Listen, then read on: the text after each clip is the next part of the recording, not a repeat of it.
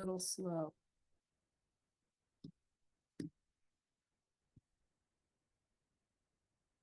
Okay, it's Thursday, September 25th, 6:35. Regularly scheduled meeting of the Woodland Park Planning Commission. We have a call the meeting to order, and can we call the roll? Vice Chair Larson, Here. Don DeZellem, Present. Ken Hartsfield, Here. Don Hoying, Here. Ken Kennedy, I'm here. Jared Newcomb, Here. and Chair Brown. Here. Also in attendance is Senior Planner CJ Gates, myself, the Planning Director, Karen Schmink, and our City Attorney just popped online and is now with us virtually. So, Okay, thank you. and you do the Pledge of Allegiance.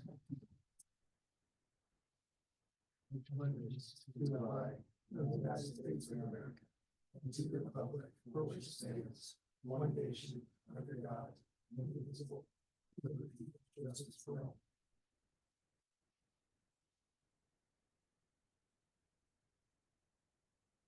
We'll put off for till next meeting the minutes for the August 28th meeting. And moving next to public hearings. Item 4A on the agenda, South Fairview Street right-of-way vacation, A25-0219. Request by Andre Brewington to vacate a portion of the South Fairview Street, a 60-foot wide undeveloped public right-of-way located north of Foster Avenue and south of Woodland Avenue. 112 Foster Avenue is adjacent to the west side of the subject right-of-way area, all in the city of Woodland Park, Teller County, in the urban residential UR zone. Does the staff have a presentation regarding this? We do. Thank you, Chair. And just as a note before I start, Karen and I are both kind of tag teaming this presentation. So if there's a little bit of glitch between us two, just give us a little bit of grace, but I think we'll be all right. Yeah. Again, thank you, Chair. This is a request by Andre Brewington to vacate a portion of South Fairview Street. The subject property is located south of Highway 24 at the intersection of Foster Avenue and Woodland Avenue, as seen here on the vicinity map on the slide. The subject right-of-way is located within the plat of the Foster's addition to Manitou Park, which was originally surveyed in 1889. As seen here on the slide, the site and surrounding properties were platted in a traditional grid pattern of rectangle-shaped lots that are 7,500 square feet in area. This presentation will focus primarily on block 16 of the subdivision, which is outlined in yellow, and the portion of South Fairview Street in question that is outlined in red. Actual development patterns in the area deviated from the subdivision plat early and can be seen here on aerial photos from 1938 and 1979. The difference from the original plat is that the addition of Woodland Avenue, which crosses through the area. The section of Fairview Street between Chester Avenue and Foster Avenue, identified by the red circle on both of these photos here, have never been fully improved, except for a small section immediately south of Chester Avenue have not been used.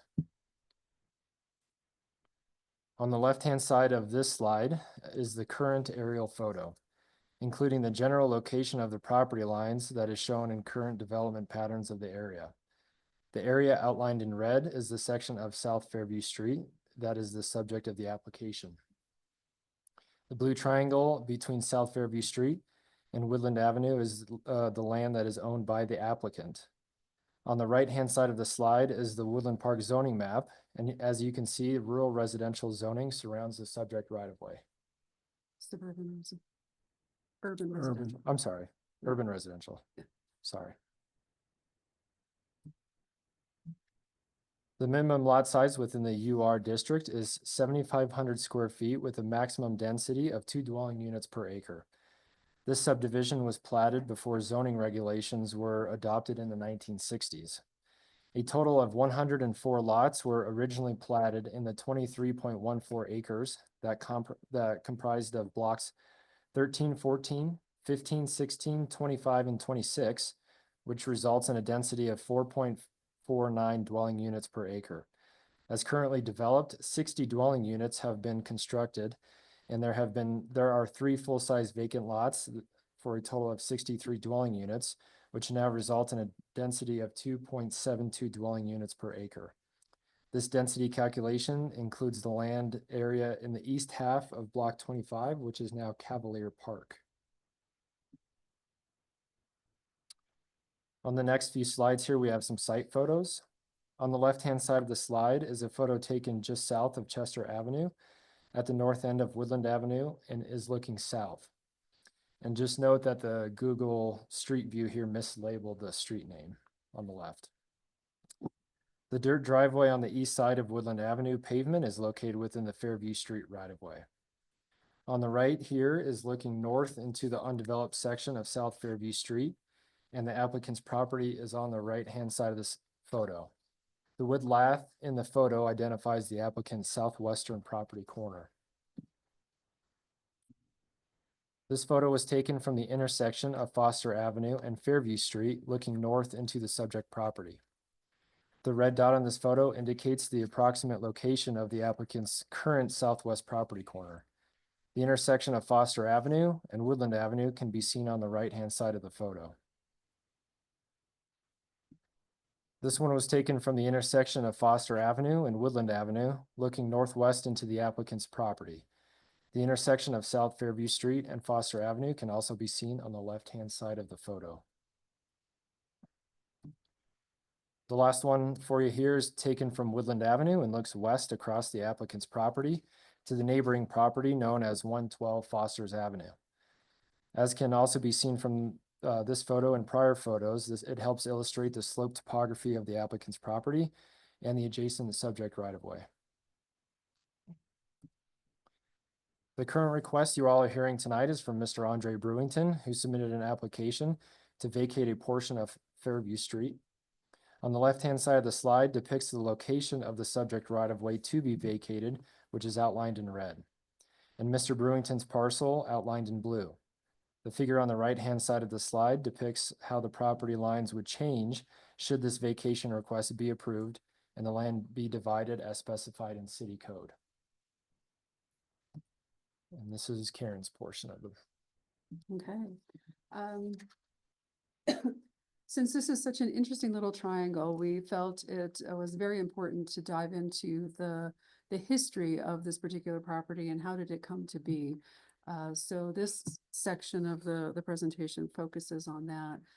In the staff report itself, I'm sure you saw there was a lot of screenshots of legal descriptions from deeds from different conveyances. I'm not going through every single one of those, but I've further summarized that here for you this evening.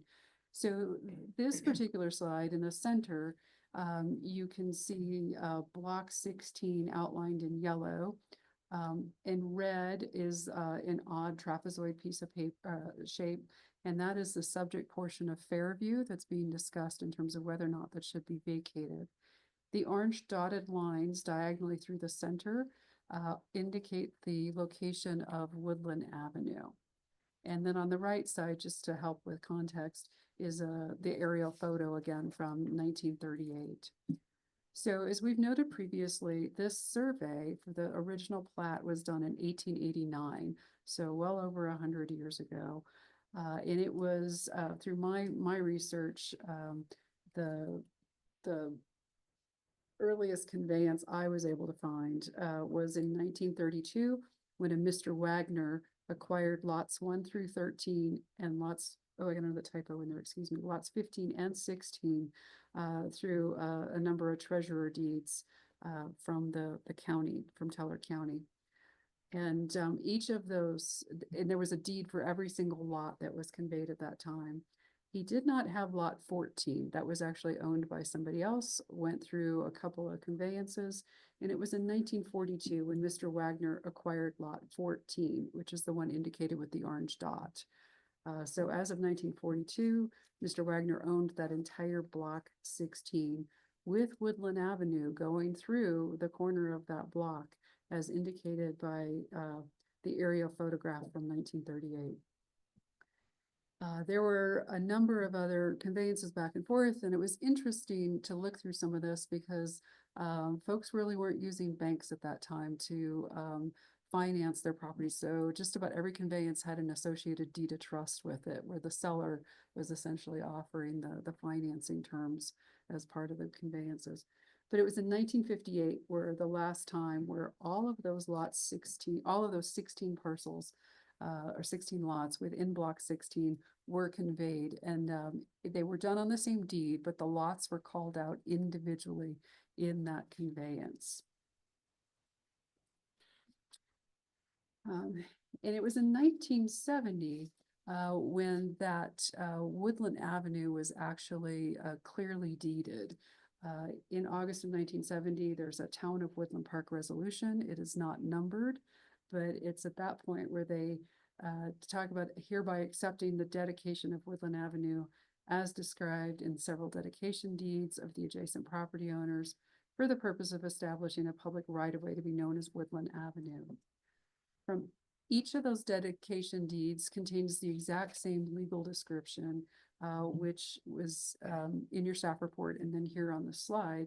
And it's really not much of a legal description, since it talks about a portion of Woodland Avenue as originally plotted lying northwest of the northwesterly right-of-way line of Sheridan Avenue, which is at the very southern end of this diagonal.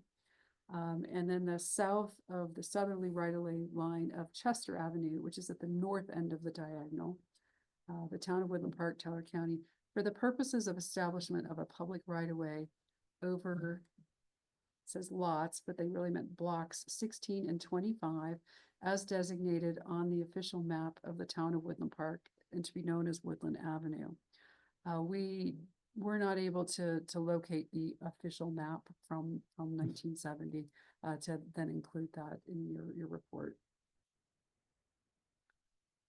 In 1971, the gentleman who owned that block 16, Mr. Al Dust, he asked, or he contracted with a surveyor to do a survey of the property. And the survey itself was recorded, and it's described as a portion of block 16. So in the center of this slide is a picture of that survey. The subject right-of-way of South Fairview Street is the red trapezoid. The orange diagonal is Woodland Avenue. And then the green parcel to the right is the area described on that survey. So the area on the southwest corner of block 16, west of Woodland Avenue, that's highlighted in yellow and outlined in blue here, that was not included in any of the legal description on that survey from 1971. It was just flat out omitted from that. And then on the right side of the page, you've got the picture back of the 1889 plat, and showing how Woodland Avenue comes diagonally across there, South Fairview right-of-way on the west side in red, and then the same green area from Mr. Dust's survey in 1971 outlined in green on the right side. So between 1976 and 77, there was a couple of different documents that were recorded, all using the legal description from that Dust survey of 1971. And then it was that then I think it was 77 when that green area was conveyed from Mr. Dust to Mr. Kaiser. So that conveyance did not include or identify that land area west of Woodland Avenue that's part of block 16. The next recorded document of note is in 1981. There was an easement that the property owner, Mr. Kaiser, granted to the city of Woodland Park for the purpose of a temporary construction easement and then a subsequent permanent 30-foot wide easement for drainage. So this aerial photo here on the right has the triangle piece outlined in yellow, and then the red diagonal line that parallels Woodland Avenue is the location, the center line of that easement that's described in that deed. It's important to note that this is the first time a description is using a reference to a portion of lots 9, 10, 11, and 12, block 16, which is also identified in other places later and associated with that yellow triangle. And then I also want to make sure to note that the purpose of these descriptions was for establishing an easement. It was not for describing a parcel for a potential conveyance between parties. Next, CJ. So in 1984 is when our current subdivision regulations were adopted. The city of Woodland Park did have subdivision regulations prior to that. I think they date back to the 60s. But it was in 1984 where we got to our current regulations that we have in place. It was then in 87 when the Kaisers conveyed portions of these parcels without having gone through subdivision or replatting or reconfiguring, better describing or identifying any of this land. So in 1987, the Kaisers conveyed the dark blue area, the area outlined in dark blue on the east side of Woodland Avenue to Timberline Baptist Church via a warranty deed. A warranty deed is a document that says, hey, I have rights to this land and I am now conveying it to you. So there is some degree of warranty or assurance behind what is being conveyed. At that same time, the Kaisers also conveyed to Timberline Baptist Church that light blue triangle here in the southwest corner of block 16. I said it was conveyed to Timberline Baptist Church, but it was via a quitclaim deed. And that particular document is like, hey, whatever rights I might have to this, I'm passing on to you. So there's no assurances or guarantees behind what's being conveyed.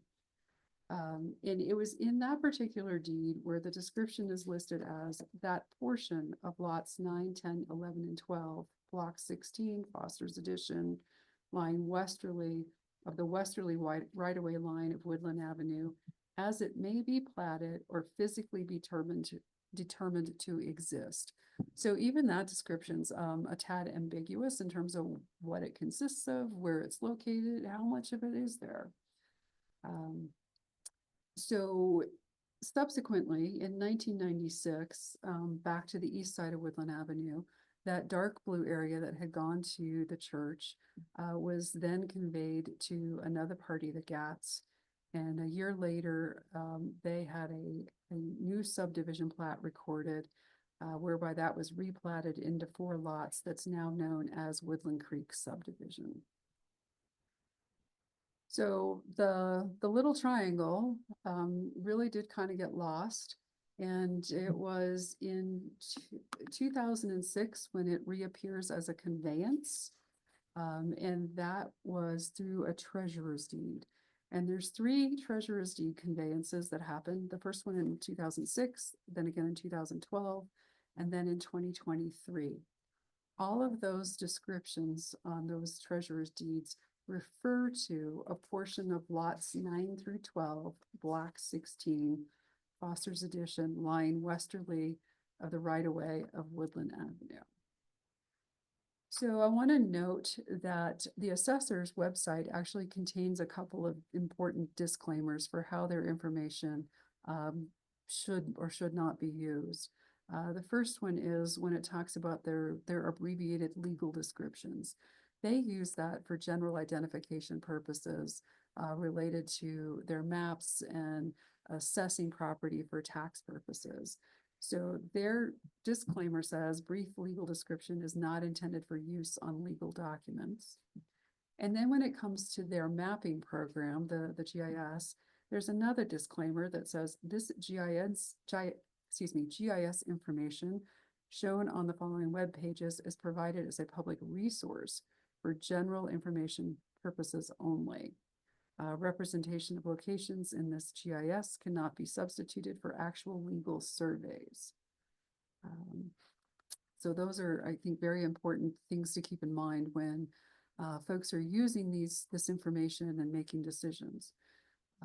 So after that most recent conveyance through the treasurer's deed, the owner who had that property at the time, drawing a blank in her name.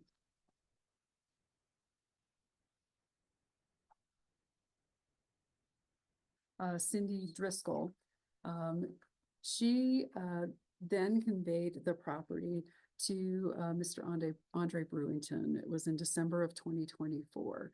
And that deed, it was a warranty deed that can use the county assessor's abbreviated legal description. And then the deed also included a disclaimer, which states that the land was being sold as is, where is, with no usage or building capability guarantees. So when we take a closer look at this, this triangle on the west side of Woodland Avenue, the current parcel area is about 2,862 square feet. Mr. Brewington did hire a survey after the conveyance and obtaining this property. And so it was through that surveyor's work where we were able to get a better indication of the actual size of the land area. And it's very different than what the assessor's website estimates the land area to be. They use a reference of 0.12 acres, which calculates to 5,227 square feet. So it's the actual size is almost half the size of what the assessor seemed to think it was. And so in this illustration in the middle, there's a blue triangle and there's a dotted line midway through it. So the right side of that dotted line is the current parcel as identified by the assessor's office. As we've noted previously, the required minimum lot size in this UR zone is 7,500 square feet. So this actual lot is, or actual parcel, excuse me, is much smaller than that required minimum lot size. And so if the right-of-way vacation is approved, whereby Foster Avenue, or the section of Fairview Street is vacated and it gets split between the property, it gets split equally between the property owners on either side. That would then increase the size of this triangle to 8,064 square feet approximately. So that's in excess of that minimum lot size, but it's important to note that it's still very much in irregular shape. And it's also got two street frontages. Where Woodland Avenue is classified as a major collector per the city's comprehensive plan, and then Foster Avenue is a minor collector based on that comprehensive plan. So the required setback from the right-of-ways is 25 feet. And then staff has identified that west property line as a side yard, and we applied the side yard setback to that. Of 8 feet. And when you look at that resultant triangle, the short leg of the triangle at the bottom is about 32 linear feet. And the northern, or the vertical leg of the triangle, not the diagonal, but the vertical, I think it was like 123 or 128 feet. I'd have to go back and look at my research. I don't think it's on that illustration correctly. Yeah. But when doing the math, that area, the buildable area, calculates out to be 1,382 square feet in the shape of a triangle. So definitely an unusual shape and not the most robust in size. And then also want to remind folks that it's not a flat piece of land, that there is definitely some topography there with it sloping from north to south. And the photograph in the upper right-hand corner is taken from Woodland Avenue, looking out across the triangular property at 112 Foster Avenue. So, okay. Questions about history before we kind of go back into the next section? Okay, thank you. The application was referred to the entities listed here on the left-hand side of the slide. On the right-hand side of the slide is a rendering that we received from Core Electric. And if the right-of-way vacation were to be approved by city council, Core will be requesting easements on all three sides of the property as seen here on the right-hand side of the slide. On the left-hand side of the slide is a snapshot from Black Hills Energy Infrastructure that we received from Black Hills. They submitted a comment with this rendering and stated that they believe they have no gas facilities in the area, but they would have to send a technician out there to, double verify, as we say in our office. And we never heard back from Black Hills. So that, if the right-of-way vacation were to be approved, that'd be something that we'd be double checking on during the, building process for Mr. Brewington. On the right-hand side of the slide is the City of Woodland Park Utilities Department map. The Utilities Department submitted a comment and stated that the Utilities does not approve of the right-of-way vacation because there is no physical water available to serve this lot unless the applicant extends the water main. On the right-hand side of the slide is the current infrastructure. So that blue line there you see on the right-hand side of the slide is the existing water mains. The Utilities Department does not have plans to serve this parcel with water because it is a leftover piece of land that was split apart by the construction of Woodland Avenue. At the time of construction of Woodland Ave, the right-of-way split up lots 9, 10, 11, and 12, and Mr. Brewington's parcel was left over. In 1996, the eastern portions of the lots were replatted and later single-family dwellings were built on them.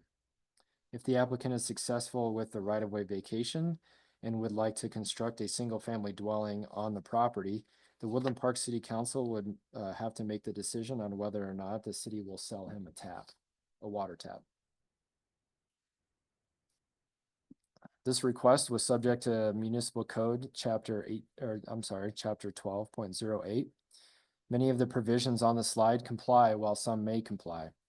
The vesting of title may comply due to the applicant's request within the narrative that was attached within your staff report to have 60% of the right-of-way vested to his property, and that does not meet this code section. However, if approved, subject to city code, the 60-foot right-of-way would be divided down the middle with land area being vested to the applicant's property, as well as the three properties that border the right-of-way to the west. Per Chapter 18.08.060, it is staff's recommendation that if the right-of-way is approved, the city will reserve a 10-foot wide general utility easement centered on the right-of-way being vacated. Lastly, on this slide, Section 12.08.070 may comply because of the proposed legal description and associated exhibit that would be attached to the required city ordinance does not accurately reflect the full width of the right-of-way being vacated. Any potential approval of this request would need to be included in the condition that the legal description and exhibit required for recording be corrected. And that's just something the surveyor could do pretty easily. Section 12.8.090, the vacation to be accomplished by ordinance may comply because of the provision previous condition I just spoke about with the exhibit being attached to the ordinance. So we would just need an updated exhibit. And the last provision listed here on the slide may comply because these are typical costs that the applicants are subject to and billed upon the completion of the hearing process. And lastly, some additional considerations to hit on here is the parcel that the applicant currently owns is not a legal buildable parcel as it is currently configured. It is land that was left over after the 1970 dedication of Woodland Ave. This is also not the only instance where this has happened in the area. Just south of the subject right-of-way is another property in Block 25 that consists of 4 lots bisected by Woodland Avenue, which is outlined in purple on the right-hand side of the slide. The use and treasurer's deed to convey the properties in the past does not support the idea that this should be a legal buildable parcel as it is currently configured with development rights. And as previously noted, the current deeds state that the property is being sold as is with no usage or building capabilities guarantees. If the applicant's parcel were to be built on, it would be further increase the number of dwelling units per acre beyond what is currently allowed. The topography and required setbacks restrict a potential building on the site. And lastly, the Woodland Park Utilities Department has not planned for water to be served on the applicant's property. The application has met all noticing requirements and staff has received no public comments on this application. And staff's conclusion is while there may not be compelling reason related to utilities or access for city to keep this section of right-of-way, there are several reasons for the city to retain ownership of the right-of-way. Based on the following points, the city of Woodland Park should retain the ownership of the subject right-of-way. The applicant's parcel is not legally established lot and should not be allowed to increase in size. The density of dwelling units in this area should not be further increased. The slope topography and application of required setbacks severely restrict the potential for building on this property. Establishing and developing additional lot at this location will detract from the current open feeling in the neighborhood. And lastly, the city utilities department does not consider this lot and has not planned to serve water on this property. Lastly, staff's recommendation is for planning commission to recommend city council deny the request to vacate a portion of South Fairview Street, a 60-foot wide undeveloped public right-of-way located north of Foster Avenue and south of Woodland Avenue. 112 Foster Avenue is adjacent to the west side of the subject right-of-way area in all city of Woodland Park, Teller County, Colorado, and the urban residential zone. I know that was a long presentation, so we apologize, but we just wanted to make sure we get all the information out on the table before we deliberate here. So appreciate your time here, council. We're available for any questions, and obviously the applicant is here as well. So Before we hear from the applicant, have any questions for the staff?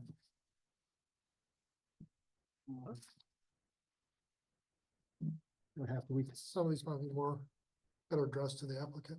And come back to council staff if there's, these ones I have. Hi, Mr. Brewington, would you like to make? I have a question of staff. Excuse me. Just a minute. If the vacation of the right of way is approved by the city council, what other further steps does the applicant need to go through to build a home? It definitely would need to replat the property since it's these different pieces and parts. And the legal description is very much nebulous right now. And there's still that issue of it really not being its own lot or parcel. It's really a scrap that got lost off of other things and was not subdivided properly to start with. So at a minimum, it's going through the subdivision process to get the plat corrected. Would it be on As- its own, or you indicated earlier, part of the larger plat? It would most likely, this would be the only applicant to that subdivision. it'd be like a one lot subdivision. Okay. Yep. And so it's less than half an acre, even, it would be less than half an acre, I presume? It'd be that approximately 8,000 square feet that we had identified. Okay, so it would not meet the dwelling unit limit? It would exceed the number of dwelling units per acre? The number of dwelling units per acre is already exceeded in this area, so it would be adding Well, yet that's what I'm another trying to one. figure out. How do we bound it? What do we include when we calculate that So, dwelling unit per acre? When As it would apply here is what I'm trying to understand. when we calculated the dwelling units per acre that we previously spoke about, on the right-hand side of this slide is the area outlined in yellow of our calculations. Okay. And then that, if you can get your mouse to hover over it, CJ. East of Fairview Street is and south of Foster is down below. Block 20. Is block 25. And you can see two vertical lines down the middle of that. They're very narrow. That's an alley. And the east side of that alley is land owned by the city of Woodland Park. And that's where the one park is located, Cavalier Park. Cavalier Park. So we actually, as part of doing the calculation, we did not look at just residential lots. We factored in other open areas in that particular area. I believe this area came to approximately 21 acres, 21, 23. So what Um, I guess if we use the surrounding neighborhood as calculate that density, it would it's already over the limit. Yeah, From- currently with it's 2.72 dwelling units per acre is what it's And if we- currently at. And if we looked at it just in isolation, presuming the right of way was vacated and, you know, the lot size was increased, this parcel was increased, it would still be too small to reach, you know, less than 2 dwelling units per acre, correct? You'd need a half acre to put 1 dwelling unit. The area is still overbuilt by today's standard in the code. I know, but So- but it's not clear to me what would apply at the time that the applicant would ask for that. Well, that as parcel to from be the platted. from the zoning perspective, you know, they would have to meet the minimum lot size requirements, you know, which we, you know, established that he would meet that minimum lot size requirement of 7,500 square feet. Okay. Would be just over that. But as far as the density, you know, like Karen said, it's already over. So if, you know, a house was built on this Okay. parcel, then it would just continue to be over. But if the parcel itself was a half an acre, he could meet that density requirement of 2 per acre. If that parcel was looked at it. it by itself without any other So what I'm surrounding saying is parcels just when you look- included in Easy that to look at it, view. scale the criteria. So, and real quick, has the, Parks and Rec Board been, consulted on this? No, because it's a right-of-way vacation request. It was not a subdivision request. Right, but one thing the city could consider to do with that is add that to, you know, the parks land. That's something the city could consider. That's, you know, right now, as far as the right of way goes, you mean? Well, And, it's, Like the city owns the right of way currently and Mr. Brewington owns the property directly east right, to that. So unless the city were to purchase Mr. Brewington's property, you know, that's not really an option. Well, and we, in doing our research, we did look at the Parks, Trails and Open Space Plan. And so that definitely acknowledges Cavalier Park. And then there's a trail just in the area, but not like directly abutting the property or land that we're talking about here today. Yeah. So we did look at that, but there wasn't anything overtly that tied this area yeah, that's what I was to the getting to see if park. there was a value or interest in this, right away for the Parks and Rec. So not that we're aware of. So just so I understand, you know, the procedural, would the right of way vacation be easier if it had been done, if it is done after, like it becomes a legal property? Because you were saying that it's not like, you know, conveyed right, or that it needs to be replatted. Is that easier once that portion is done, or does that not really matter? I don't know that this could be a parcel. Like I said, we've taken the position that it's a scrap that got lost. That back when property was conveyed to Timberline Baptist, or actually it goes back before that. It was when Mr. Dust conveyed to Kaiser, that he used that description only on the east side of Woodland Avenue. Mhm. Versus if he had conveyed the property saying lots, I think it's lots 5 through 12 being conveyed, then all of it would have gone to Kaiser. So that's where it got lost, was back in. Extending question, so if we set aside whether it's buildable, whether it could be platted, it is a parcel of land. If in the vacation of the right of way to determine who then receives title to those vacated portions, we need to have clearly established known ownership of those neighboring parcels. If I may Do we- interject. Do we meet that threshold? We'll get to public. We- get to comment. It's, for the purposes of taxation, it's considered, this area is identified for taxation purposes. Okay. So there's been a number of people that have been taxed or chosen not to pay taxes on the property since 2000, at least 2006, which is why it keeps getting conveyed via treasurer's deeds. And that's all it says, is we identify this piece of ground for tax purposes. It's I said, in my mind, in my understanding of, land and transference, it's not a legal parcel for development purposes. Yeah, but for the vacation, it just has to have an owner. So we You just would- have to be able to clearly establish It would what the bounds increase, are and who the owner is. it would increase the size of, a non-buildable, parcel for taxation purposes. You know, it increased the area that would be Right. taxed. So that's why this is the first step. As it's currently configured, Mr. Burrington's parcel is not, it doesn't meet the minimum lot size requirements, therefore it doesn't meet our subdivision regulations, so we couldn't flat, do But subdivision. that's a downstream Yeah. thing. So I'm that's sure- why this is the first step. Yeah, I'm just asking if it's sufficiently legally defined that we can even do the first step.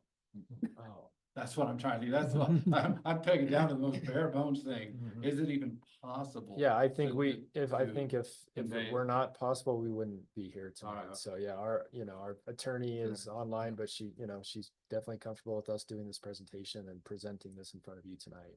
Okay, all right, okay. Just for a point of clarification, and you said in your staff report, and I think it's worthy to hear again, that the applicant has requested that 60% of the vacated portion be deeded to him or vested to him. That's not possible under the existing code, and there's no room for a variance to that. That's correct. Okay. Okay, Mr. Brewington, would you like to address the planning commission? If so, step up to the expert lectern and give your name and address and please proceed. Yes. Is that on? So.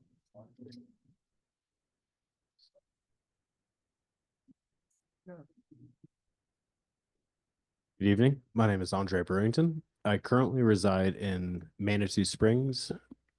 I recently moved here from Louisiana. I am a Colorado native and exited the military in 2019 and found that the price of land to move home from when I originally joined the military in 2011 to 2019 had increased to a point that was almost unattainable. I just got back here in 2023 after saving for numerous years to be able to move my family back here. I found this portion of land in 2024 and found that either I'll have a really nice garden for what I paid for it, or I can build a home for my family. Through extensive research, I found that it is possible to build a home. Now, with given today's presentations, I know there are a number of questions of the viability. Despite the past occurrences and conveyances of the properties in question and plats with the different lot numbers and so on, this will be replatted given the current standard for how everything is to be conducted. If this were to pass through the city council, it will not be numerous plots in my apologies, I'm trying to think of the word to describe it, a jumble of portions. It will be a singular plot, which is already outlined in how a vacation of public right-of-way is to be conducted. And I am prepared to do such, in which I have reviewed with a surveyor of how that will be done. Given that there is a slightly excess of 1,300 square feet for a buildable area currently, that is more than enough for me to build a home for my family. I'm not a developer. I'm not here to build a bunch of townhomes or tiny houses. I'm just a disabled veteran looking to build a home for my family, in which it means that I can afford.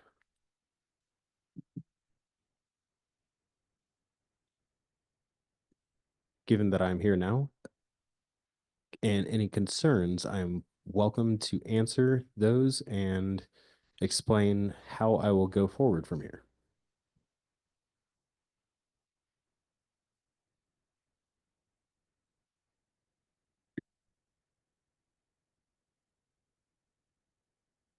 Mr. Brewington, I guess one question I had is the staff says the 60% is not allowed. What was the purpose of the request for 60% of the right of way? My initial request was before I had reviewed the Colorado revised statute as to how a public right of way is to be vacated. And I had requested that be removed from my request, but I may have not conveyed that properly at the time. I understand that it is on a center line of the right of way in which adjacent properties are allotted the right of way to be vacated and adjoined to their properties. Which I understand that, and 60% is irrelevant at this point. It is whatever is allotted at the time of vacation due to the Colorado revised statute, in which the diagram shown before, which would allow a 1,300 square foot footprint for a house, would allow. That is not reflecting a 60% that is per code.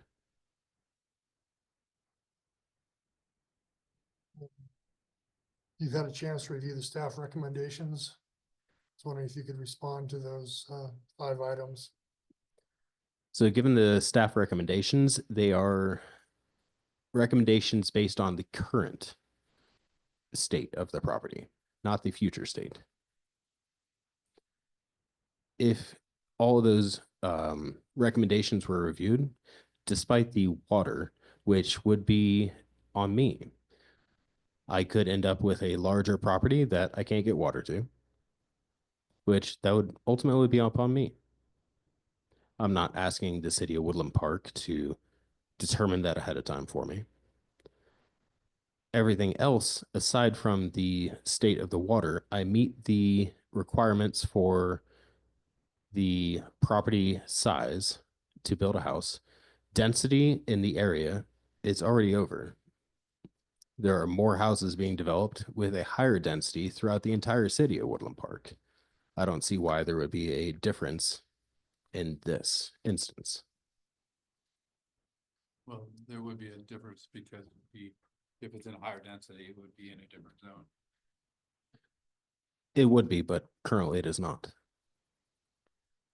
I'm just talking about other things that you mentioned that may be developed at a higher density. That would be because they're in a different zone that allows that density. I understand that. When you have looked at building, have you gotten into any of the details, what it costs to apply for a tap, or look at what it would potentially cost to bring water to the property? Because it's not sounding like it's very feasible at this point, if I gathered correctly from the staff's presentation. Because it's not just water to the house, it's also wastewater going out of the house and all that kind of stuff. I understand it would be an exorbitant cost. Yeah. It would be in excess of 60,000, which I'm prepared to do that. Given the cost that I paid for the land, this was one of my few chances to be able to build a house for my family. Prior to you purchasing this property, did you have any sit-down conversations with the planning department about the feasibility of developing this property? Very loosely, but nothing of substance.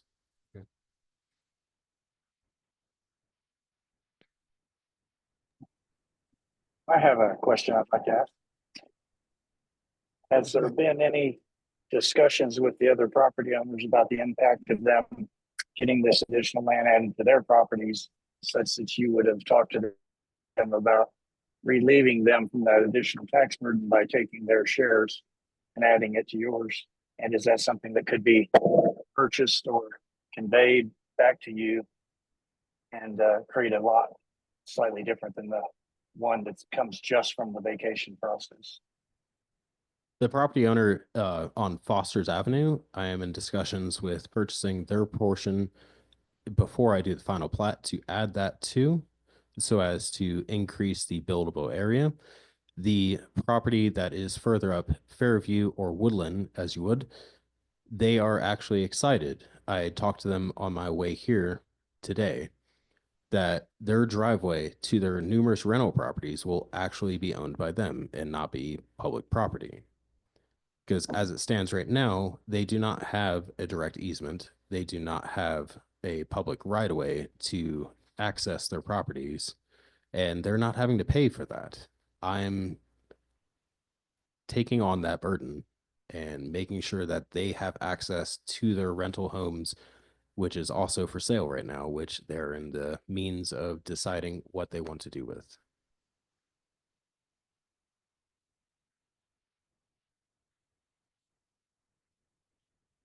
As for all of the property owners adjacent to me, I have reached out to each of them when I initiated this process, saying that if you would not like the additional tax burden, that I am more than willing to purchase those properties to not find a incidental cost to what I am trying to do.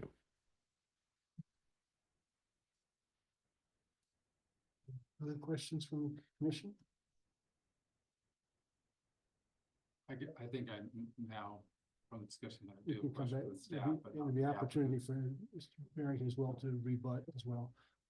Thank you, sir. If you sit for a few minutes and we'll give you an opportunity to rebut any further comments brought up in public or with the commission. Thank you. Just we're Okay. following up on. I think we should actually open up the public hearing. Oh, yeah. See no one else, no one else here. Is there anyone online raising their hand? I'll just ask for people who are listening. This is your opportunity to speak. Press the button to raise your hand if you would wish to speak to the commission on this matter. We have nobody online. Okay, I'm just trying to give it a few seconds so people have an opportunity to come on.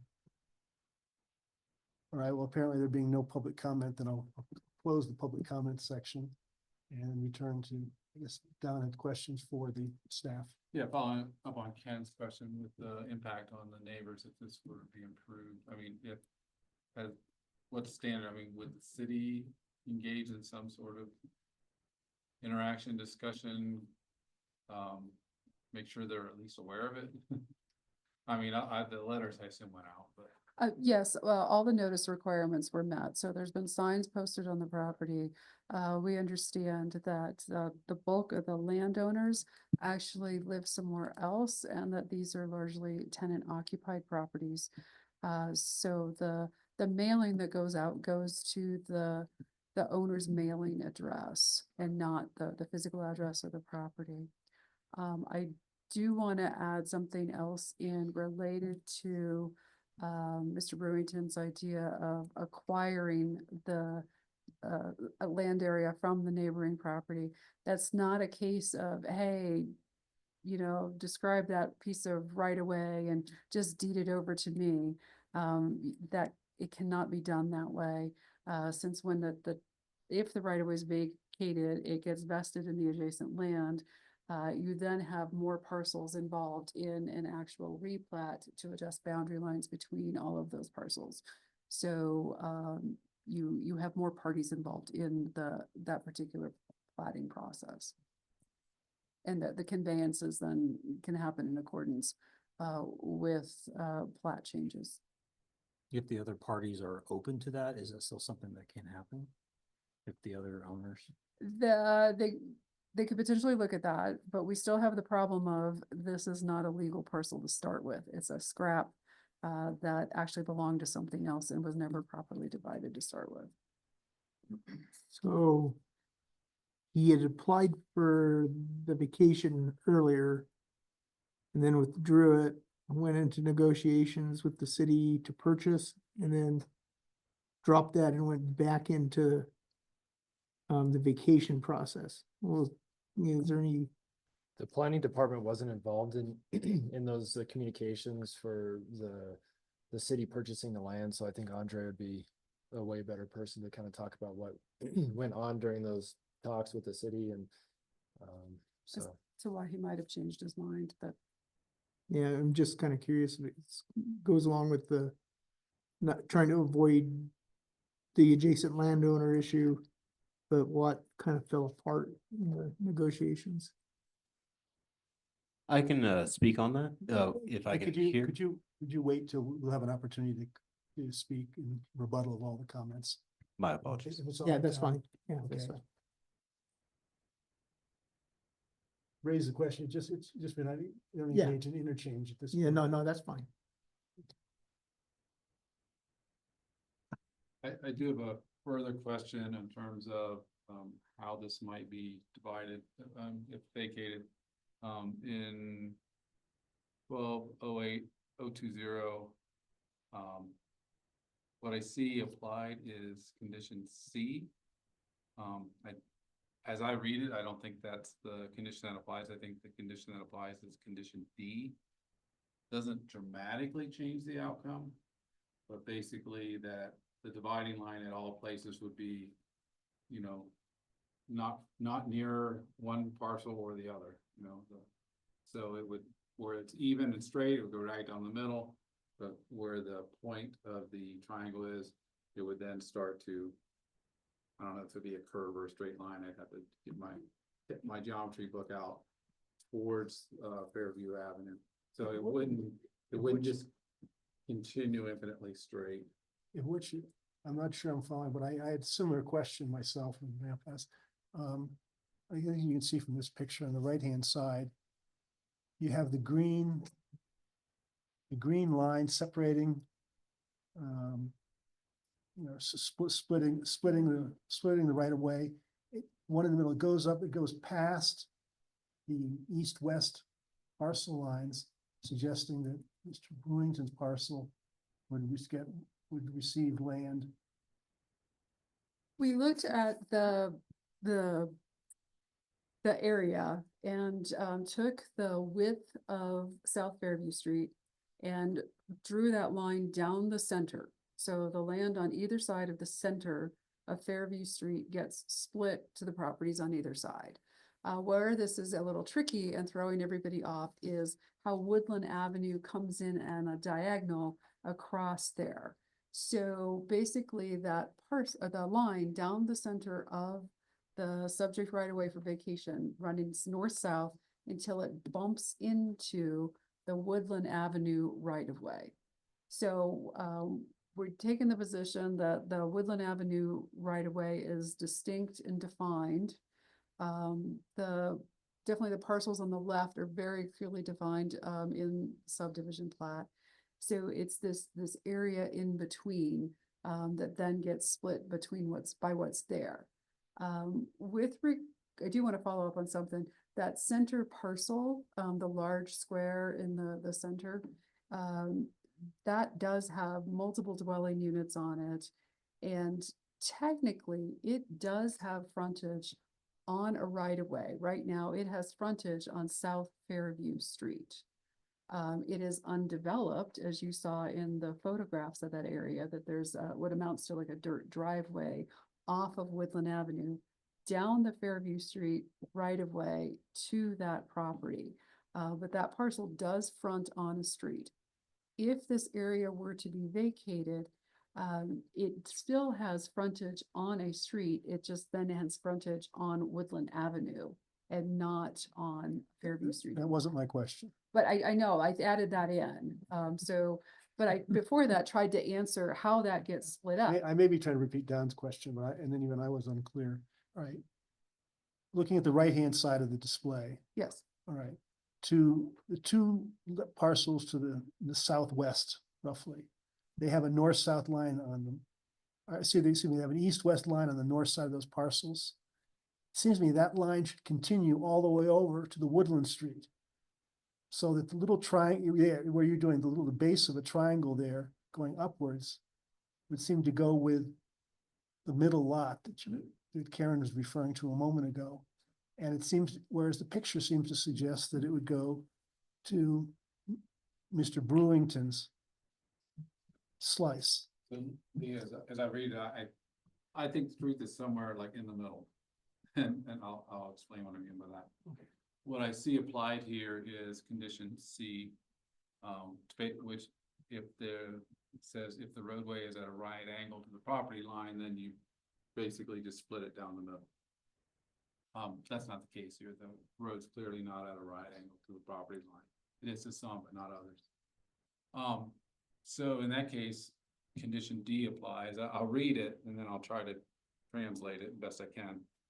In all instances not specifically provided for, the title of the vacated roadway shall vest in the owners of the abutting land, each abutting owner taking the portion of the vacated roadway to which his land or any part thereof is nearest in proximity. So imagine if you like stood any point in that roadway, you'd ask yourself, which property am I closest to? And that's where you would become part of. So that little, the tip of the blue triangle, with the dotted line on the left and woodland on the right, wouldn't, as it appears to me, would not extend all the way. At some point, that dividing line would start to bend.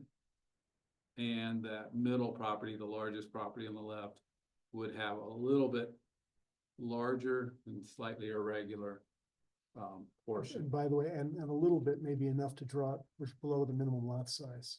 That's possible. I don't know. Number than that. You'd have to do the math. Right, wasn't the math suggesting that it was, You had about 500 feet of margin. yeah.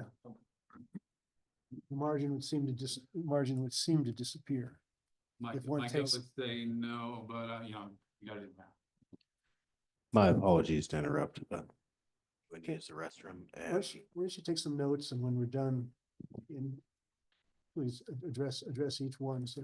Excuse me, Chair, I believe he was asking for a comfort break. We can. I'm saying that I'm stepping aside for a moment. We Yeah. can certainly do that. 10 minutes, Well, five Fine. minutes? Okay,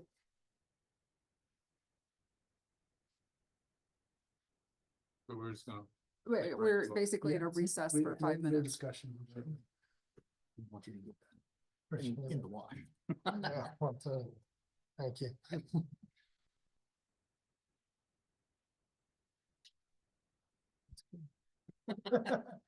We'll do it.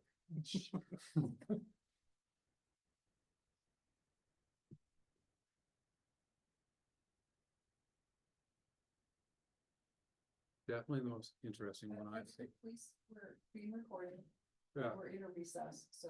okay. I wasn't commenting on the No. merits or the points, but okay. What kind of car was it? You had a bag. Again, you're being recorded, not pause the recording. It's okay. Okay, not till 7:42. That's a gag word.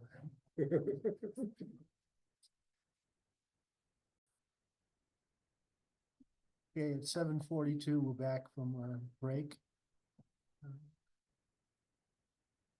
Last point, we were discussing the area. The area that would be associated with Mr. Brewington's piece if a vacation were being done. Yeah, my read is that 1208-020 paragraph D would apply. That's how I read it. But it appears that in this presentation, paragraph C was applied. So I believe that the shape of the vacated property would deviate somewhat from what we see presented in the picture. The last leg of that northern corner will be kind of clipped off, maybe a 45 or something close to that. Yeah, yep. Seems to be appropriate. Don, let me, you raised a question about, Parks and Recreation, where they had looked at it, such too. A similar thought had come to my mind while the density is high in the area, it seemed less so right around the corner. Kitty corner across from this area is a park. And so does have a really open feeling there too, and it would be hard to make it a park, but I don't know, I hate to lose it as public land there when it's so close to a park. Yeah, I would just like to have them have the opportunity to consider it and provide that as part of the feedback ultimately to the city council. Because vacating is a voluntary act, correct?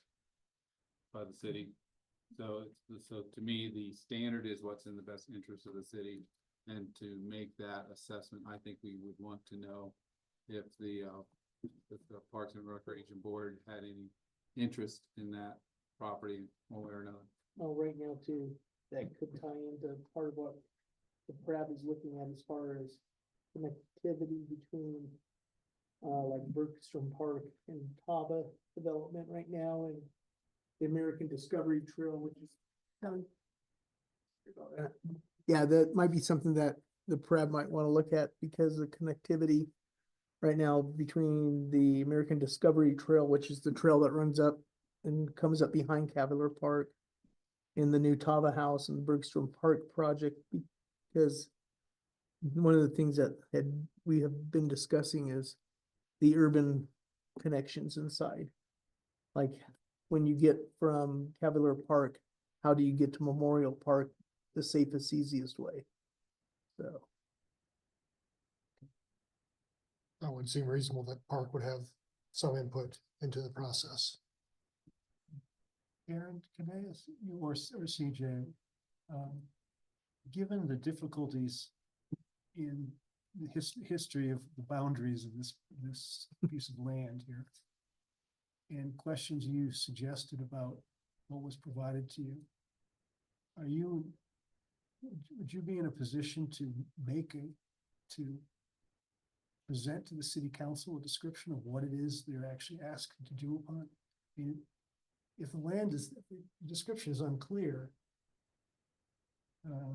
how do we bring that, how does that go to the city council with, is it a guess, we approximate, or, What do you mean? How does it go to the city council? well, it's gonna have to have an ordinance that will describe how the property is moving. We don't have a clear plan for it.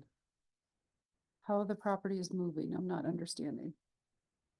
The ordinance has got to say the vacated property in certain areas, certain well-defined area goes to Mr. Brewington, certain well-defined area goes to the other nearby lots. And we don't know what that is. We're not, That's where they're working off of that original plat from 1889 that shows boundaries of properties. And then the location of Woodland Avenue. You know, it's which is why there's a certain amount of survey work that was done, and you saw in that exhibit that there is a newer legal description in that proposed exhibit prepared by a surveyor that went out and looked at this area and defined it. It's not accurate for taking into account the entire width of the right of way we're looking at vacating, but it does better define that area. the city doesn't hire a surveyor to do this. I mean, I It's would the thought the application would have to have it. I'm worried that the package, and Mr. Bruins, you get a chance to comment on this too, but I'm worried that material provided doesn't provide the city adequate basis. Even if the city council wish to proceed, that they'd be able to do so with definiteness and clarity. Would this be a moment that I would be able to interject with you asking for my interjection to address? Well, and we did acknowledge that that exhibit was not accurate, which is why the staff recommendation was that if you were inclined to recommend approval of the vacation, that you include a condition that that exhibit would need to be updated for the ordinance prior to recording. Right. My personal sense is that there's enough questions about it. It's not a ministerial kind of revision to talk about it. It's a substantive revision. I hate to send it over and say whether I recommend or don't recommend just on that basis, but. Well, Karen is right. I mean, there was a condition that kind of could apply in particular concern. And this surveyor, this information be provided and become included as part of the ordinance. But that condition was approved by the city. Trying to say something, Ken? Ken, would you speak up? a Yeah, little? yeah, I'd like to ask a question before we move to the rebuttal from the applicant.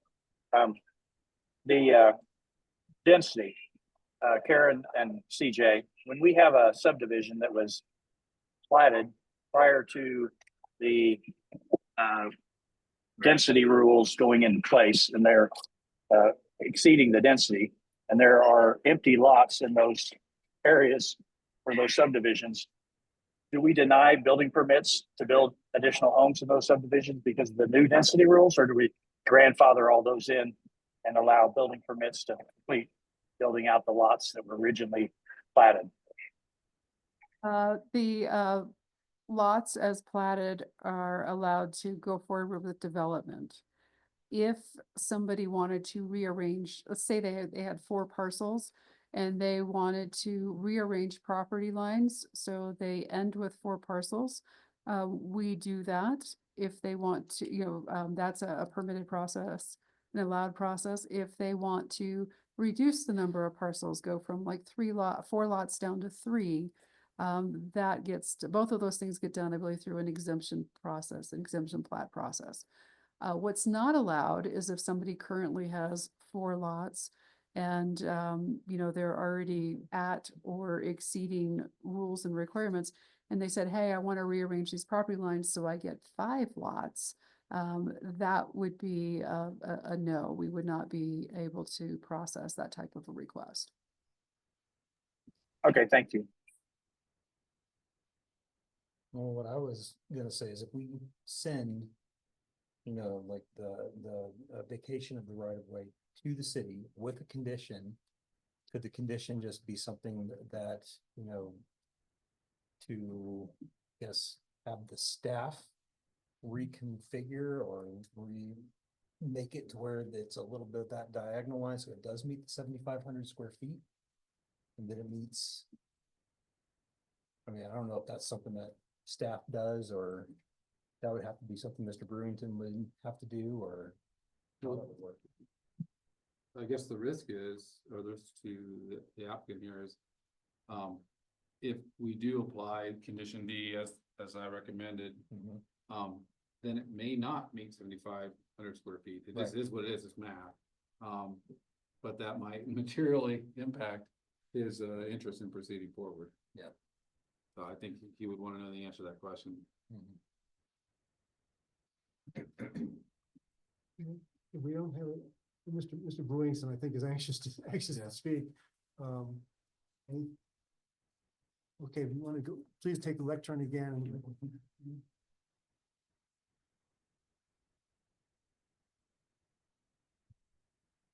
Thank you.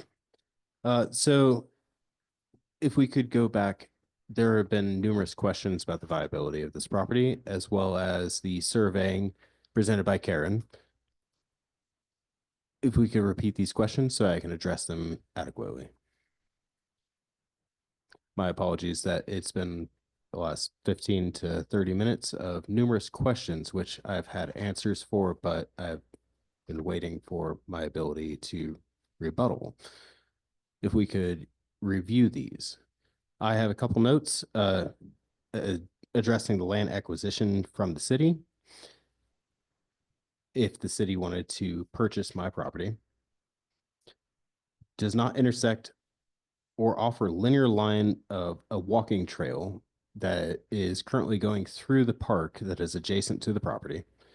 Nearest adjacent properties for acquisition, as far as my working with nearby property owners as to what will be done from there, which is misrepresented by Karen as well.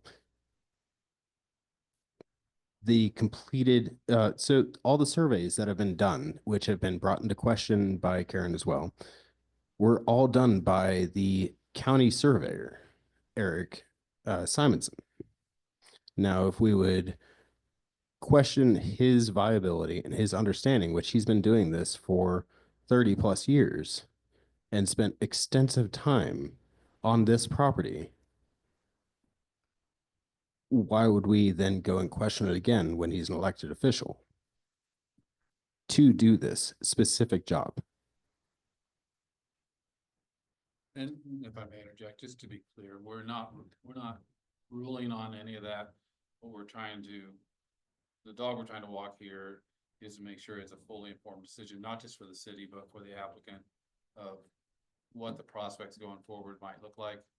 So, you know, no one has determined A or B or is true or false in these cases. But we're pointing out risk for you, uncertainty for the city in terms of whether your plans would be viable to go forward, whether we could even adequately define the legal property lines so that we could actually do the requested vacation. So, so it's not we're not trying to rule on those matters, if you will. Okay, does that make sense? Based on distance as to closest adjacent property, it does fall upon option C within code in comparison to the closest property line from my property to that northwesterly property line. If looking at the Fairview Street as north and south, in which it would fall on option C. So I would get that in full side of the center line of the vacation. Given distance between each property line, I am the nearest adjacent. By Colorado revised statute, that is what it is adjudicated to. As far as the looking at it, going through these statutes as well, before I submitted this with the exhibit is down to within 6 inches. The actual property description is about 2 pages long, not what was presented in the slideshow. It gives you longitude and latitude on the entirety of it.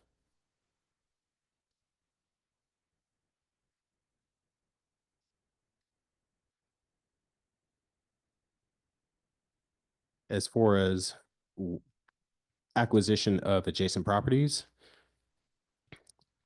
that would be a afterthought, not something to be determined now because the other property owners aren't here. They can't say before this board what they want to do. I am here though. They can write a quick claim to that property description and say, I'm giving up my right to this person. That is a legal conveyance of property.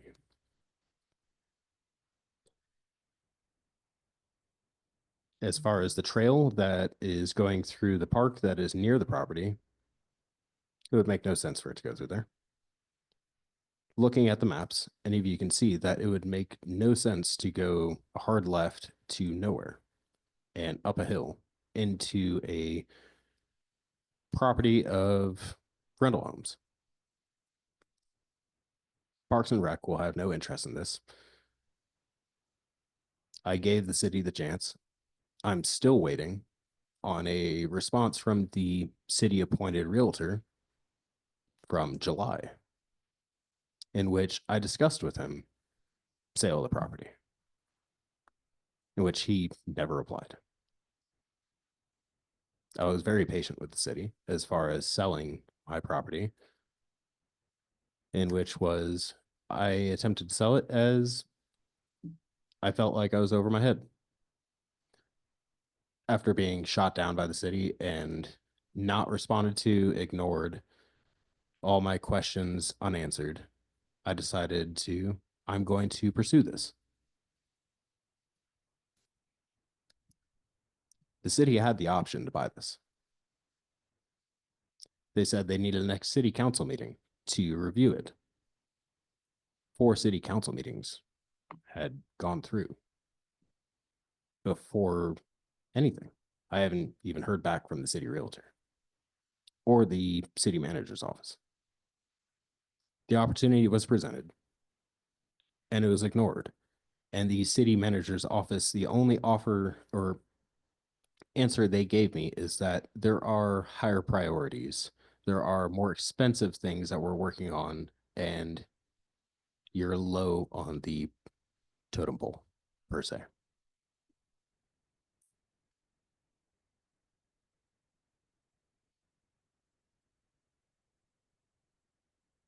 Do any of you have any other questions? Anything I can address now before we return to staff, or any other rebuttals?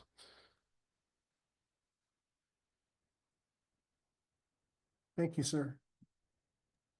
I'm good here. Thank you. Ken, you have nothing? Do you have anything, Ken? All good here. Thank you. To highlight Thank you.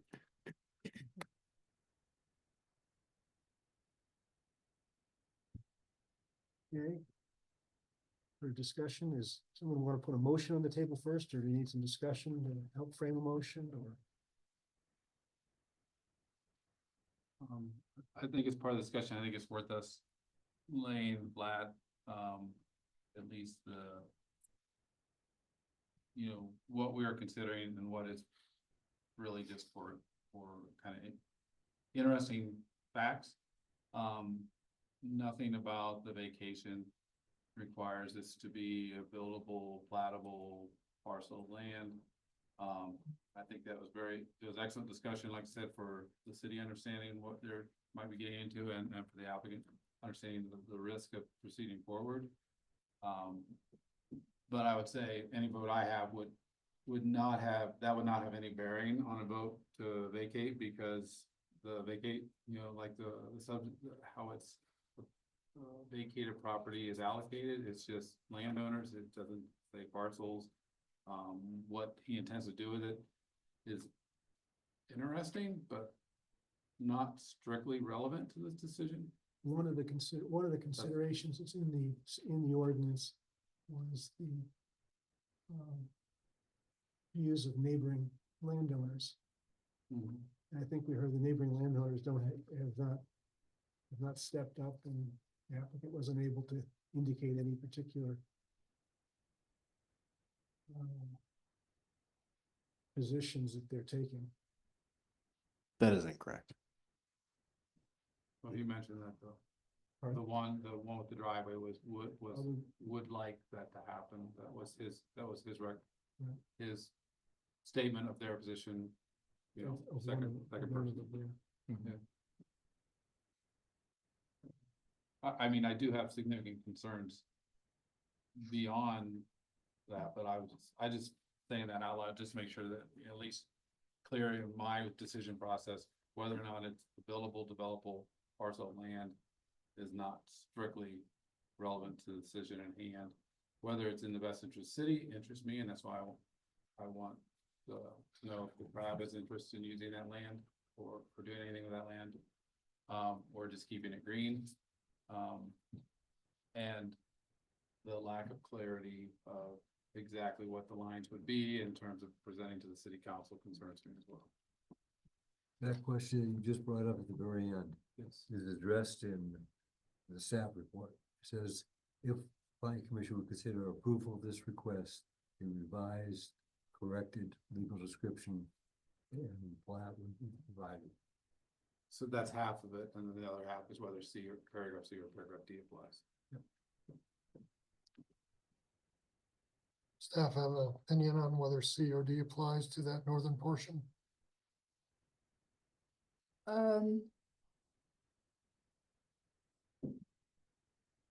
We had applied C and didn't look at D through the same lens that you guys were in this meeting this evening. I was just doing some quick calculations, and if you can go back to that slide, CJ, real quick, because it's easier to kind of point to that graphic that shows The current Yes. question. yeah, how the lots or how the land would get divided.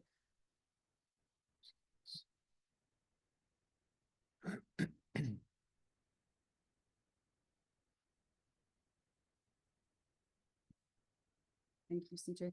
So the graphic on the right side the property lines, if the right of way was vacated, to, use y'all's discussion about, the, for that center parcel, that green line that CJ's got his mouse over, extending directly over to Woodland Avenue, removing that little, triangular area that we have currently assigned, to, Mr. Brewington's triangle.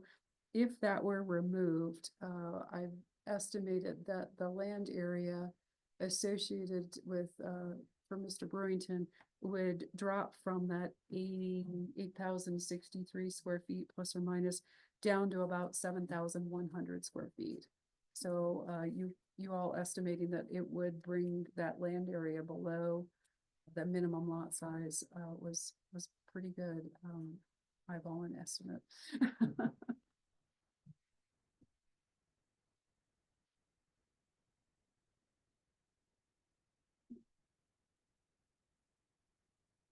But that would be the appropriate way to subdivide the street right of way. Using section D. From what I can tell, yes. So I think we need to pursue what the requirements are, even though it may reduce the property to less than the 7,500 square feet. I think we have direction on how to make that subdivision made, and regardless of the square footage that's allocated. So I think we need to reestablish where that line is based on Right. C and D. And again with the provision of the corrected legal description of lot. Yes.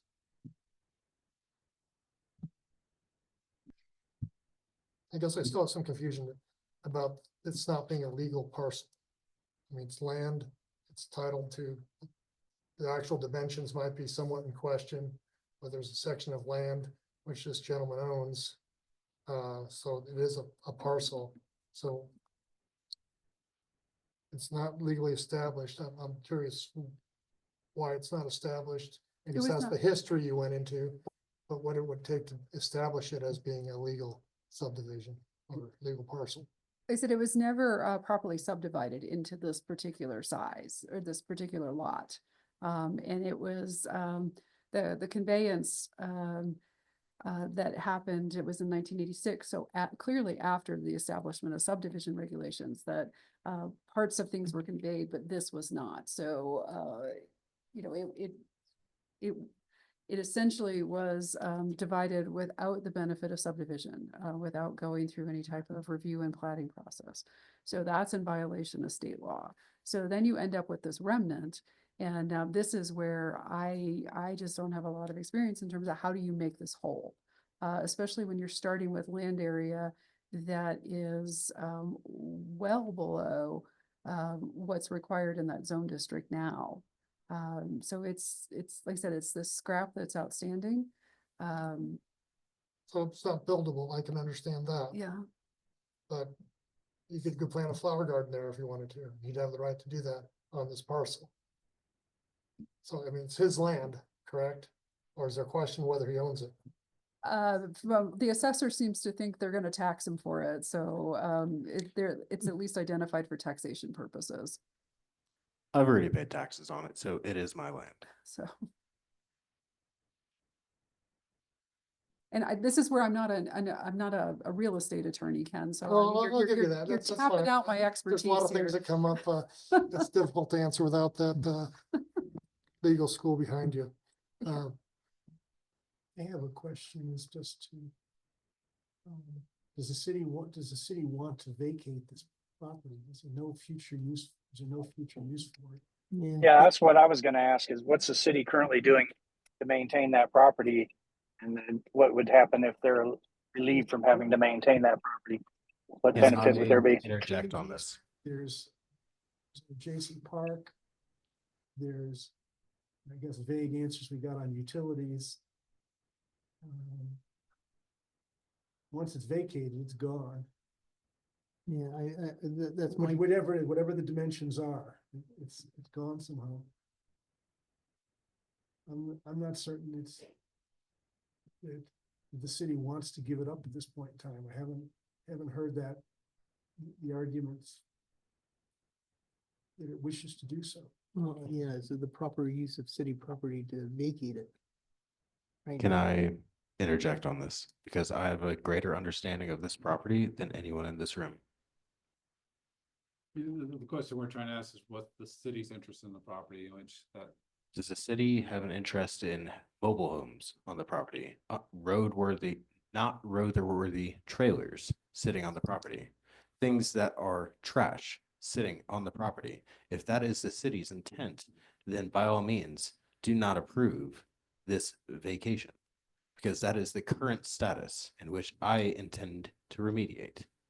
If that is everyone in this room's intent, as you've seen from the pictures shown, there is a mobile home dropped in the middle of city property that has not been dealt with.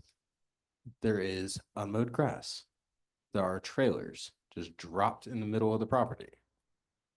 Now, if the city had any intent of doing anything with this property, they would have.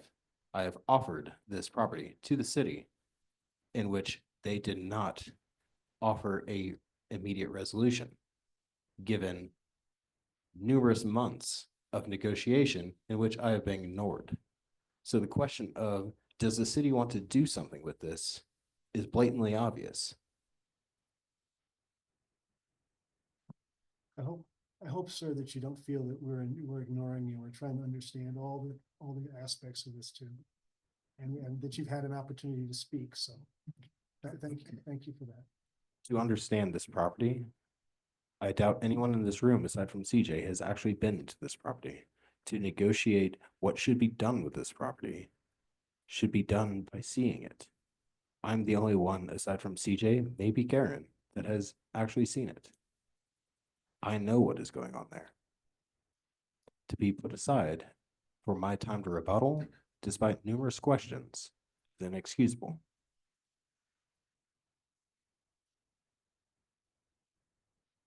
So, historically, I don't know how often this situation comes up, that a resident requests a vacation of right away from the city. Is there any sort of precedent or typical outcome to We fall back had one on? a year or two ago, this Yeah, space. I mean, just like any application, just like any conditional use permit or, variance with the Board of Adjustment, anything, every single application stands on its own. Right? We're reviewing this one. Fair enough. Yes, we have done previous ones. The last one we did was just south of Tractor Supply. They're doing a bunch of construction out there and that portion of Midland Avenue was vacated. There was a line split right down the middle and the portion went to the, Big D Motorsports and another landowner just to the west, and then a portion went to that Les Schwab parcel. So, it does happen. It has gotten approved in the past, but, each application stands on its own.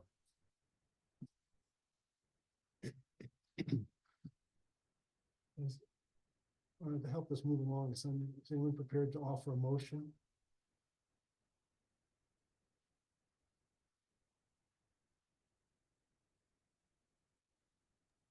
Ken, you can speak up as well too. Yeah, I'm of a mind to send this to the city council and let them decide on it. That's my position. If somebody wants to go ahead and make that motion, that's how I would want to move forward. Real This quickly, Needs to make Yeah, a excuse me. motion referring to the staff's. yeah, well, to Ken's point, you make a recommendation either way, and regardless of what your recommendation is, it does get conveyed to city council. So whether you're recommending that the right-of-way be vacated or recommending that the city retain this land area, either recommendation, whichever it is, however you all discuss, vote, decide, that does go to city council. So it's gonna go either way. It goes either way. So I just wanted to make sure that was clearly understood. Hey, Ken, did you intend? So I would be in favor of suggesting that we would approve the vacation of the land, go forward to the city council. It would be the way I would choose to want to frame the Would that be Proposal. that be subject to the conditions suggested by the staff in your memo? I don't have any issues with this staff's, additions. At least an hour, can we remind ourselves what Yeah, those what were were? those conditions? The condition is that the legal description and exhibit required for recording be corrected. I would add to that, That is a requirement of the final plat for, Sir, please. if we have a question or there's something, but we'll let you know.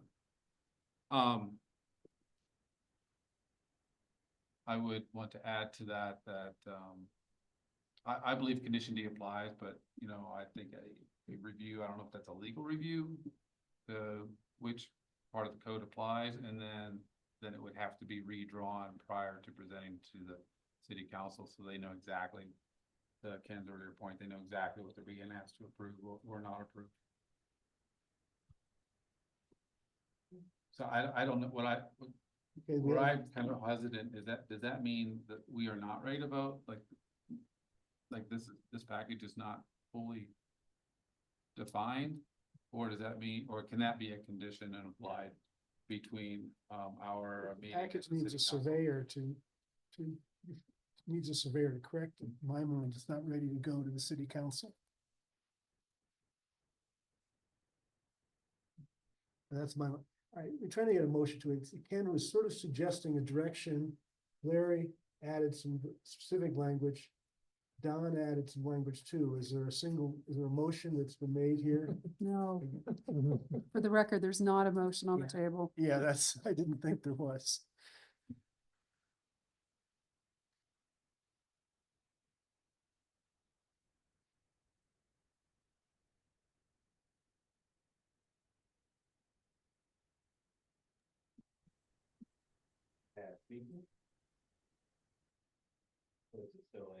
Nowhere to be.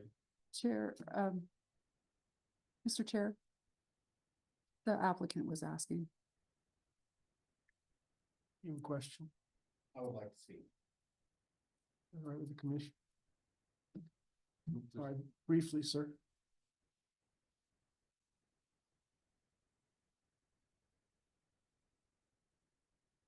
The question is on whether or not the viability of the current exhibit.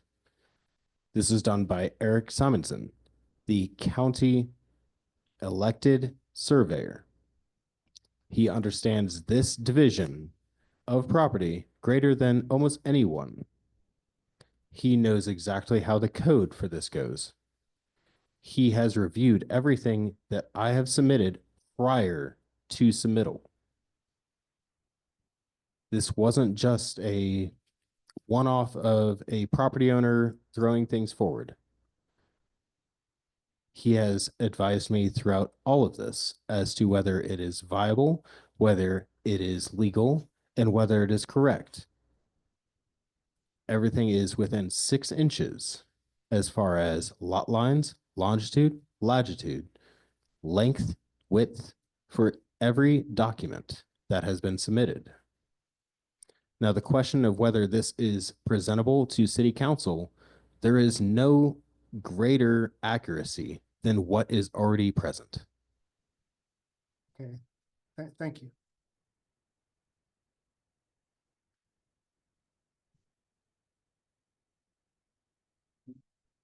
Okay, with substantial preamble, I'll make a motion. With the comments made earlier, my recommendation is not contingent on whether or not this is a buildable parcel of land. It's been made very clear, and the owner has shown that he understands the risks of moving forward with that, and that there's a lot of potential pitfalls and may not be possible. So he understands that, and so that's not part of my decision. Furthermore, a value judgment that I'm applying is that land under active management is better than land under inactive management. So in that case, if whether he's would want to proceed with building the house or having a beautiful garden, that would be better than a parcel of land that is not being actively managed at all. So we had the concerns about how it would actually be divided and the legal description of the land. So I move that we approve the request to vacate the right of Or way. would it be, we recommend to the city council that it, Yes, yes, thank you. Well, that the plan commission approve recommending to the city council to approve the vacation of right of way, subject to today's meeting. Furthermore, with the condition recommended by the staff, we're looking for the language here. That the legal description and exhibit required for recording be corrected. That the legal exhibit required for recording be corrected, and that a legal staff review be made to determine whether paragraph C or D applies of municipal code 1208-020, and to ultimately present to the city council a final map of how that right of way would be would be divided up. So that's my motion. Second. wait just a second for me to see the staffs. We're taking notes to make sure that you're clear on what it. what I we're know that talking was a about. long one. Most of the preamble you don't need, but did you get the motion? Planning Commission recommend to City Council, to approve the request to vacate this right of way, with the legal exhibit being corrected, the determination as to whether or not provision C or D of 12.08.020 applies, and, to have that final map, available to present to City Council. Is there a comment for legal review there as well, or? No, That was to determine whether or not C or D applied. okay, that was. Okay, and you had, a second from, Jared Newcomb is who I heard, second, yep. Okay. Okay, discussion?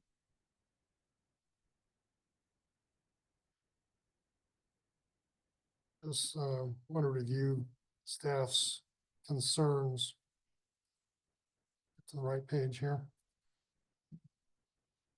It's not a legally established lot is the first concern. I think the survey would make corrections of that and define this legally. Whether it's developable or not, that's to be determined in the future. The density issue has not been addressed, but again, no building permit has been issued, and that's part of what that process is. And council may address that in their review. The slope topography, he knows what's there. There's numerous ways of dealing with it. You know, you can fix anything with time and money. So that's not our call.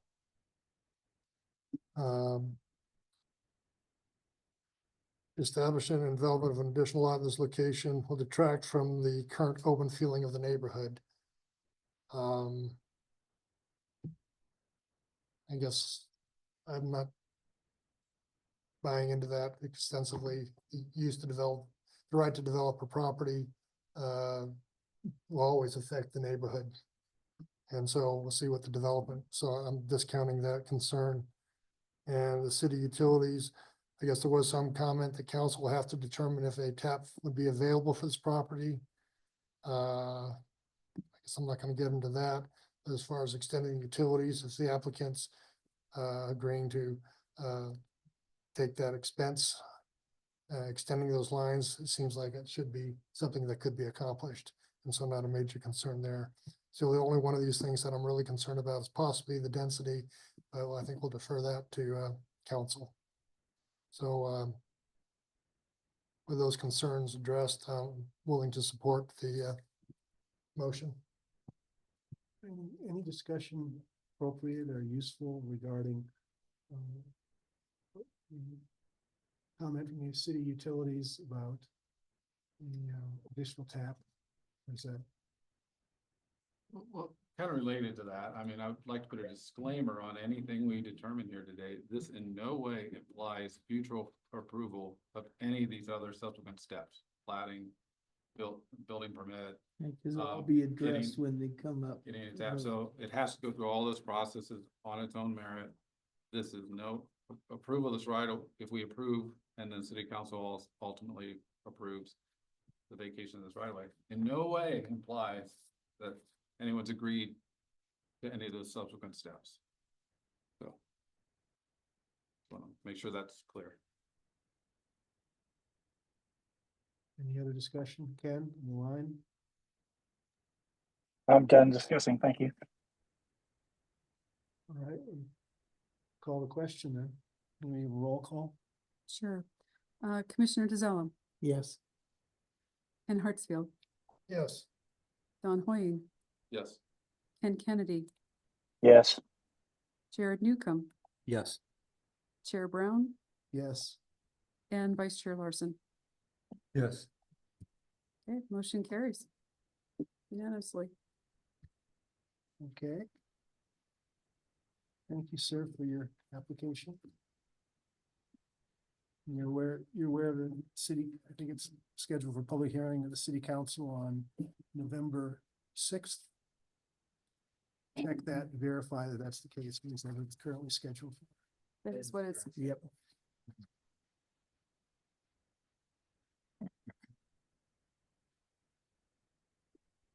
Okay, with that, next item on our agenda is reports.